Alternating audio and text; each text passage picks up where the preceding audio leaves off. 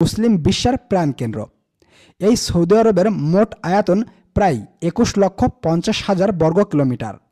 এছাড়াও প্রিয় দর্শক, সৌদি আরবের উত্তরে রয়েছে জর্ডান ও ইরাক, আর উত্তর পূর্বে কুয়েত, পূর্বে কাতার ও ওরাইন এবং সংযুক্ত আরব আমিরাত, দক্ষিণ পূর্বে ওমান এবং দক্ষিণে ইয়েমেন দেশ অবস্থিত রয়েছে। এছাড়াও সম্মানীয় দর্শক, সৌদি আরবের সবথেকে বড় এবং ব্যস্ততম শহর হচ্ছে রিয়াদ। এই রিয়াদই হচ্ছে সৌদি আরবের রাজধানী। এইখানকার 98% মানুষই মুসলমান। সৌদি আরবের মাতৃভাষা হচ্ছে আরবি। এইখানকার বাচ্চাদের ছোটবেলা থেকেই ধীরে ধীরে ইসলামিক শিক্ষায় গড়ে তোলা হয়। সৌদি আরবে পুরুষেরা জব্বা, পাঞ্জাবি এবং আলখেল্লা পরে থাকে।